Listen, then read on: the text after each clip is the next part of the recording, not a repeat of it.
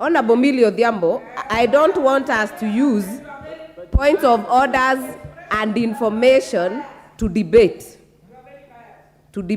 Honorable Member for Madeira, what is out of order?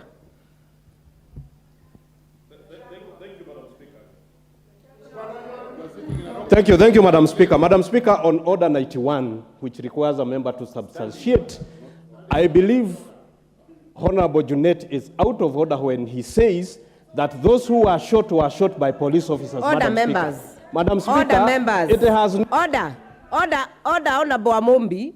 In fact, what you're debating, Honorable Junet was right to actually quote Honorable Pukose, and Honorable Pukose has put his information proper, because Honorable Rosa had made some allegations, same as Honorable Pukose, and it has been cleared. So let Honorable Junet finish.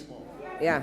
Madam Speaker, a lot of my time has been... Madam Speaker, let us agree on one thing as a nation. If we don't want Article 37 of the Constitution, let us do a constitutional amendment and we repeal it, so that we don't need it. But so long as that article in the Constitution, Madam Speaker, that article, people must be allowed to exercise their freedoms and their rights under the Article 37.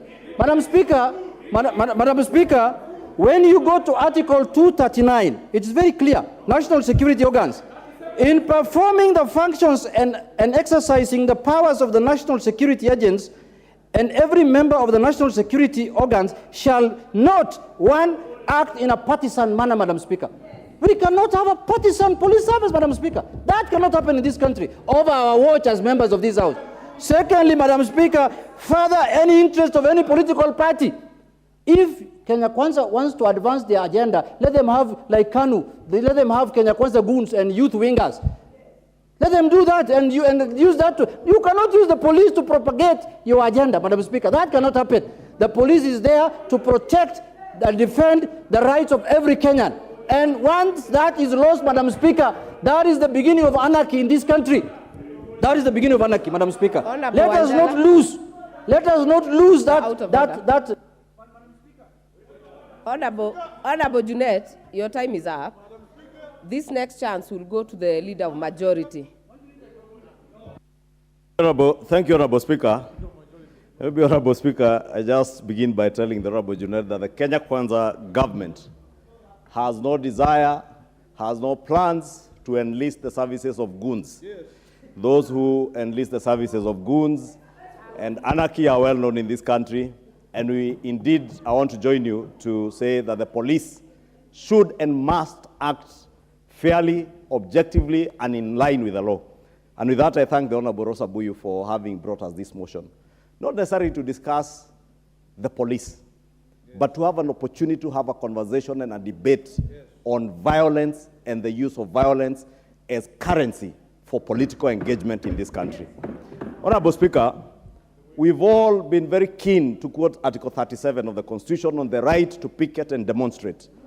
But conveniently, our brothers conveniently leave out a very critical part of that provision in the Constitution, that you have the right to demonstrate and picket peaceably and unarmed. Honorable Speaker, what we have witnessed in this country in the last 7 or so months these are not demonstrations. No picketing. What we have witnessed is sheer anarchy. It is riots. It is anarchy.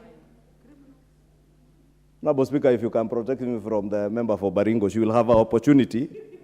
She can stop contributing. I have a very good brain to be able to make my own contribution. Honorable Speaker, I was saying, it is sheer anarchy. We have witnessed a campaign of people being mobilized into riots, lawlessness, thuggery, robbery at times. We have seen people being robbed in the streets.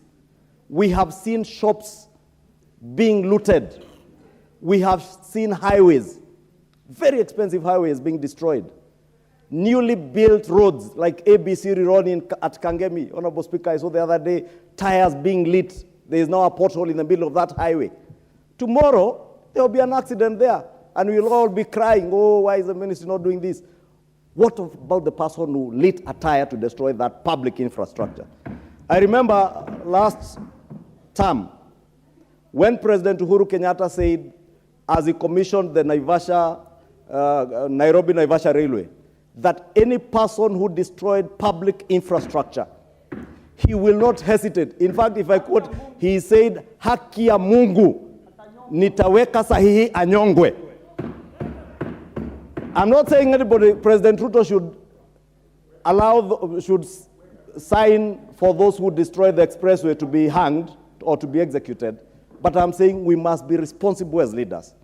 We are using heavy words today here, and that's why I took great exception to the use of the term genocide by the Honorable Samuel Atandi. We have used words like communities are being targeted, the Luo nation is under siege, it is being targeted. Honorable Speaker, it is true. There have been these violent riots, and I must hesitate from using the word demonstrations because there have not been a single incident of a demonstration or picketing until yesterday. And I must commend a group I saw in Kisii County yesterday, holding vigil, and they peaceably and unarmed, hopefully it's Irene Mayaka who was leading them, and I want to encourage you, Irene, go back and lead them again, to peaceably have a procession peacefully. And they made their point without a single person getting injured, without a single person getting shot, without a single stone having been hurled at any policeman. That is the kind of country we should be building. Honorable Speaker, I dare ask, Honorable Speaker, how much violence is enough? Honorable Ichungwa, Leader of Majority, do you want to be informed by Honorable Catherine Omai? She has no capacity, Honorable Speaker. She has no capacity to inform me on anything, on any subject. Honorable Speaker, I was asking, how much violence is enough? How much bloodshed, Honorable Speaker? Honorable Speaker, I believe you will protect me from this unnecessary noise. Honorable Speaker, I was asking, how much violence is enough? How much bloodshed is enough? And I say this because I see a number of you from leaders from Luo Nyanza. And I want to look at you straight in the eye and ask you how much blood, how many liters of blood is enough? How many body count, how much body count do you want us to count for us to say enough is enough? Honorable Speaker, the mover of this motion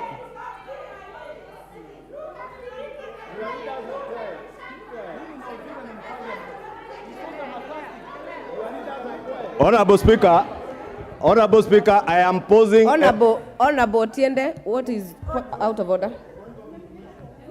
Thank you, Madam Chair. Madam Chair, I think the Leader of Majority was progressing quite well, even though the motion is about police conduct, but he's made it political.